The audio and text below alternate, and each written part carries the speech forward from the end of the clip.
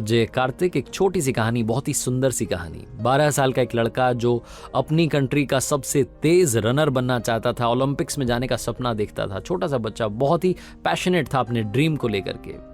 लगातार अपने घर वालों से कहता था कि मुझे सबसे तेज दौड़ने वाला धावक बनना है, रनर बनना है। उसके घर वालों ने भी उसकी ट्रेनिंग रखवाई हुई थी। लगातार ट्रेनिंग कर रहा था, प्रैक्टिस कर रहा था, दौड़ता था, मेहनत कर रहा था और सक्सेस भी मिल रही थी। उस सिटी में जितने इवेंट्स हुए थे, कंपटीशन हुई थी, हर जगह पर वो जीता था।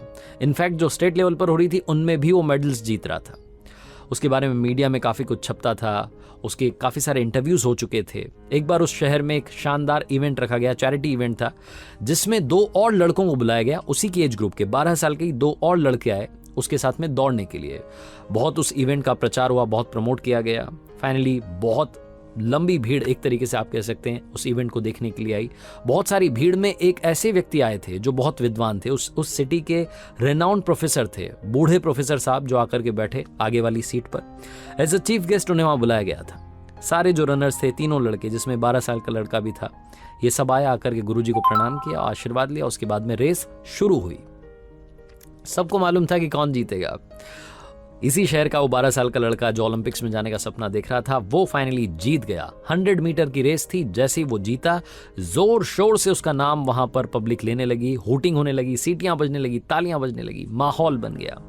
लड़के में जो कॉन्फिडेंस था, पता नहीं, और मतलब वो एक्स्ट्रा जो है, ओवर कॉन्फिडेंट आप कह सकते हैं, अंदर से और एनर्जी उसके अंदर आई। उसने माइक लिया एंकर से और ओपन चैलेंज दिया कि आप में से अगर कोई है जो मेरे साथ में दौड़ना चाहता है तो आकर के दौड़ सकता है। अब की बार 2 और लड़के आए इस लड़के के साथ दौड़ने के लिए, और इससे बड़े थे, उम्र में बड़े थे। डिफरेंट एज ग्रुप के साथ में लड़का दौड़ने के लिए तैयार था। ओवर कॉन्फिडेंट हो चुका था, लेकिन ये हारा नहीं। जब वो रेस शुरू हुई दूसरी वाली, तो इस बार भी इसी लड़के की जीत हुई। अब की बार फिर से पब्लिक ने इसका उत्साह बढ़ाया, फिर से तालियां बजी, हर कोई खुश था, माहौल बन चुका था कि क्या बात है, हम तो एक रेस देखने के लिए आए थे, यहाँ 2-2 रेस फ्री में देखने को मिल रही है। अब की बार ये लड़का गया, जाकर के वो जो गुरुजी थे, जो प्रोफेसर आकर के बैठे हुए थे, उनको प्रणाम किया और कहा कि सर, देखा आपने, कमाल, 12 साल की एज हुई है, बड़े बड़ों को हरा दिया। वो जो प्रोफेसर थे उन्होंने कहा कि बेटा, एक आखिरी रेस अगर आप मेरे कहने पर दौड़ लें तो मजा आ जाएगा। लड़के का कॉन्फिडेंस 7वें आसमान पर था। उसने कहा, हाँ जी, आप बताइए किन के साथ दौड़ना है। जो बूढ़े प्रोफेसर थे, जो विद्वान थे उस शहर के, उन्होंने अब 2 नए चैलेंजर्स इस लड़के के सामने रखे।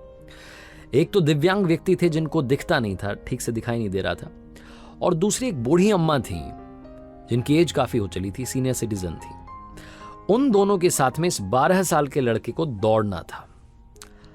इसकी तो मतलब हवाइयां उड़ गई, एकदम से सारा कॉन्फिडेंस, सारी एनर्जी गायब हो गई। इसने पूछा कि सर, ये क्या हो रहा है, कहां मैं और कहां ये, इनके साथ में रेस करनी है? उन्होंने कहा, हाँ, आपको इन्हीं 2 के साथ में दौड़ना है।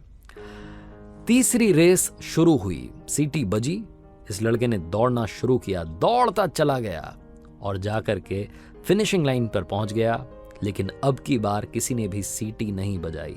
स्टेडियम में सन्नाटा था। वो जो सारी भीड़ आई थी, इतने सारे लोग आए थे, चुपचाप बैठे थे। इस लड़के ने पीछे मुड़ करके देखा, वो जो 2 साथ में इसके दौड़ने वाले थे, जो 2 खिलाड़ी थे, 2 चैलेंजर थे, जिनमें से एक दिव्यांग थे जिन्हें दिखाई नहीं दे रहा था, और दूसरी वो बूढ़ी अम्मा थी, सीनियर सिटीजन थी, वो दोनों वहीं के वहीं खड़े थे। ये दौड़ करके प्रोफेसर साहब के पास गया, जाकर के बोला कि सर, ये क्या हुआ, मैं जीत गया लेकिन किसी ने भी ताली नहीं बजाई, कोई खुशी नहीं दिख रहा है। जो प्रोफेसर थे उन्होंने कहा कि काम करना, अब आप जाना और आपके जो 2 साथी खिलाड़ी हैं उनके साथ में रेस कंप्लीट करना। ये लड़का वापस आया। चौथी बार रेस शुरू हुई। इस लड़के ने दौड़ना शुरू नहीं किया बल्कि चलना शुरू किया, उन दोनों का हाथ पकड़ के। एक तरफ दिव्यांग थे जिन्हें दिखाई नहीं देता था, और दूसरी तरफ बूढ़ी अम्मा थी। अपनी लाइफ की सबसे स्लो रेस में पार्टिसिपेट कर रहा था। धीरे धीरे धीरे धीरे चलता चला गया, बहुत टाइम लगा, लेकिन अब की बार वो 100 मीटर की रेस जो थी, इन तीनों ने साथ में पूरी की, और पूरे स्टेडियम में तालियों की गड़गड़ाहट थी। लोगों ने स्टैंडिंग ओवेशन दिया, लोग सलाम भेज रहे थे, प्यार भेज रहे थे, लगातार तालियां बज रही थी, तालियां रुकी नहीं रही थी। लड़का दौड़ के आया प्रोफेसर साहब के पास में और पूछा कि सर, बस एक बात बता दीजिए, अब की बार किसके लिए तालियां बज रही हैं, हम तीनों में से किसके लिए तालियां बजाई जा रही हैं? प्रोफेसर ने कहा कि अब की बार तालियां विनर के लिए नहीं बजाई जा रही हैं, ये इस रेस के लिए बजाई जा रही हैं जो शानदार तरीके से पूरी हुई है। आज जो तुमने जीता है लोगों का दिल, ये रेस तुम्हारी लाइफ की सबसे यादगार होगी। छोटी सी कहानी है, लेकिन आपको और हमें बता रही है कि ये जो रेस है ये लाइफ वाली रेस है। हम सब चाहते हैं सक्सेसफुल होना, हम सब चाहते हैं कि सबसे आगे मेरा नाम हो, सबसे ज़्यादा पैसा, सबसे ज़्यादा बड़ा नाम, सबसे ज़्यादा पॉपुलैरिटी मेरे पास हो। लेकिन हम भूल जाते हैं कि इस रेस में दौड़ते दौड़ते दौड़ते जब हम फिनिशिंग लाइन तक पहुंच जाते हैं सबसे आगे, तो हमारे पीछे कोई नहीं होता है, वो सारे उधर स्टार्टिंग लाइन पर खड़े हुए हैं।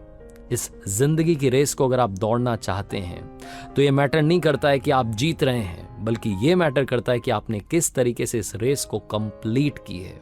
अपने साथ औरों को लेकर के चलिए। इस जिंदगी की रेस को जीतने से ज्यादा इंपॉर्टेंट है इस रेस में पार्टिसिपेट करना, लेकिन अच्छे तरीके से। उन सबको साथ लेकर के चलिए जो आपके साथ हैं। हमेशा जीतना ही सब कुछ नहीं होता है, कई बार लोगों का दिल जीतना, मुस्कान बांटना भी काफी कुछ होता है। अगली बार जब आप रेस में शामिल हों, अपनी लाइफ के बारे में सोचें तो सोचिएगा कि क्या आप इस रेस में सबको साथ लेकर के चल रहे हैं। मीनिंगफुल स्टोरी, बहुत ही कमाल की कहानी, ये मैंने आपके साथ में शेयर की। अगर आपके पास में कोई कहानी है तो आप मुझे इनबॉक्स कर सकते हैं RJ